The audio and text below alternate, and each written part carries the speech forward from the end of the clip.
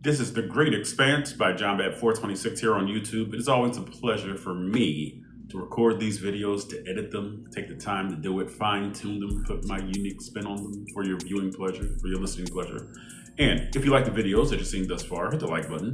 Share these videos with other people that you know that like comic book related stuff as much as you do. Subscribe to the channel, hit that bell for notifications. Which one? All.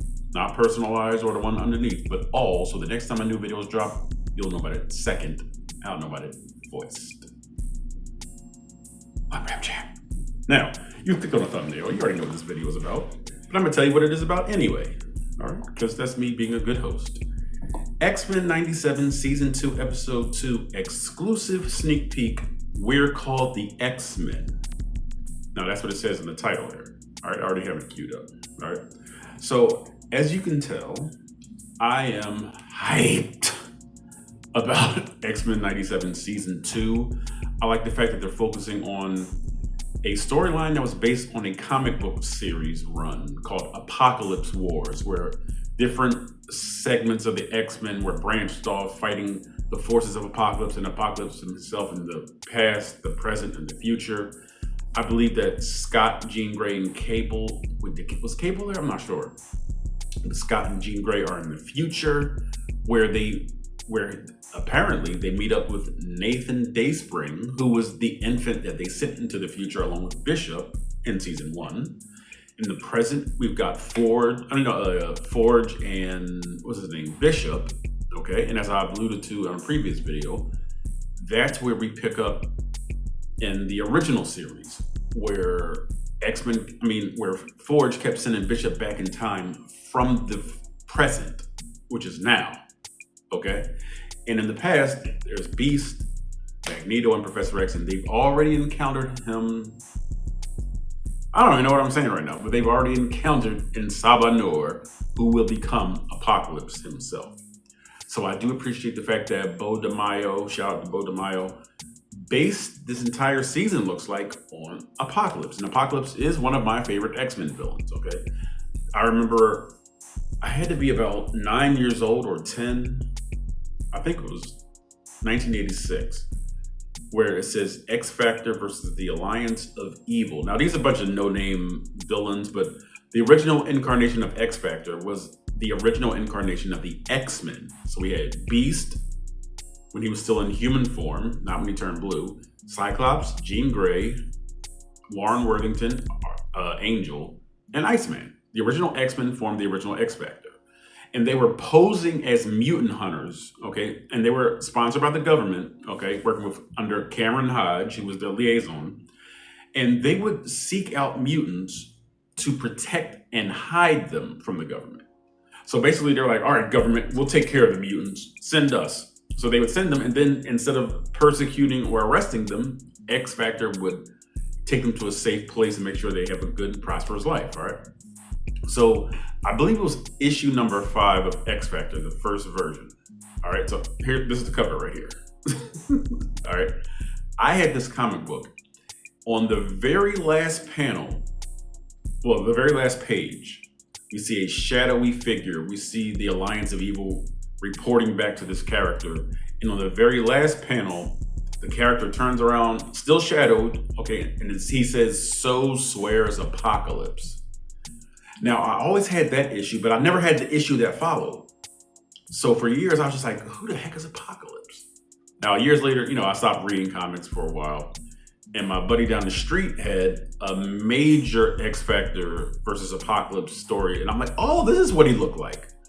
So I was always intrigued by Apocalypse because of that shadowy silhouette of him. You know what I mean? Saying, "So swears Apocalypse," right? And of course, eventually I did get the next issue, which was Apocalypse's first appearance, which was worth $100 when X-Men Apocalypse was announced. And I still have that issue. I wonder what it's worth now. But anyway, I said all that just to say this. I'm excited for this. I'm glad that Apocalypse is the focus. It kind of sucks that John Colicos will not be reprising his role as Apocalypse because John Colicos passed away 26 years ago. Rest in peace. And I'm trying to figure out why they didn't get the other actor who voiced Apocalypse in season 5 of the original series of X-Men the Animated Series. He was in the Fifth Horseman voicing Apocalypse, and he had a good voice. His name was James Blendick. So who knows?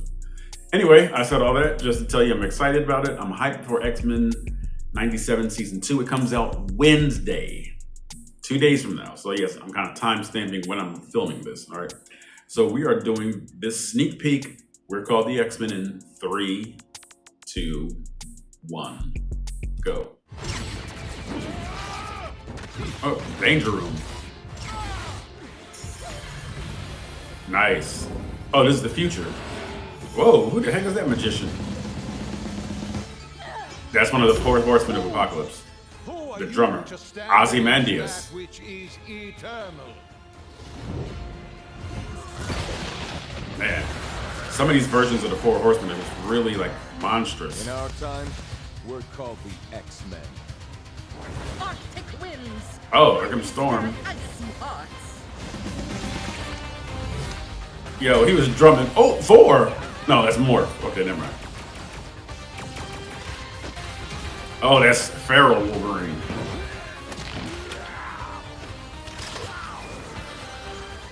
Another Horseman of Apocalypse, that Dahlia looking chick. All right, there's a lot to unpack here. Okay, I'm gonna try to keep it brief, but you could say that I tried to keep it brief at the beginning and it went 5 minutes. Silence. But Feral Wolverine is the result of Magneto stripping Wolverine of all the adamantium on his skeleton. And it almost killed Wolverine too, all right? And so Wolverine, he didn't feel like he belonged with the X-Men anymore. And he was, you know, he's like, I ain't got my claws anymore. I'm not reliable. He's feeling that berserker rage that he'd been fighting like ever since he became an X-Men. You know what I mean? The urge to, you know, just kill and kill and kill. And have that bloodlust, whatever. And so everyone thought that he didn't have any adamantium in his body anymore. So he thought he had no claws. So then while he's in a Danger Room session, okay, the bone claws pop out. That's the first time we ever saw the bone claws, all right? And so then he felt even more like a monster. So he left Jubilee. You know, Jubilee was like, you know, if you remember how Rogue was in the first X-Men movie in 2000, that's really Jubilee's role. She's really the newcomer to the X-Men that takes a liking to Wolverine, and Wolverine's almost like a father figure to her, okay? But anyway, so he writes a letter to Jubilee and says, I'm leaving. He's like, you're not gonna know where I am. So he went to go live in the woods, Buffalo Wood up in Canada, because he thought he was just gonna like revert back to being an animal. Or maybe just took that time off, you know what I mean, to like gather his thoughts and kind of work things out. So that's who that Wolverine was like almost like a cow, you know what I mean, on. That's who he is, that's his story. Now, these other 2 characters, I don't really remember who that Minotaur character was, but the drummer was one of the Horsemen of Apocalypse, and also that Dahlia character was one of the Horsemen of Apocalypse. So this is cool. This is cool. This is very comic accurate. Again, cartoons, movies, and television shows do not need to be shot for shot or panel for panel with comic books. But when they are, and they're done correctly with care, with compassion, I'm on board with it.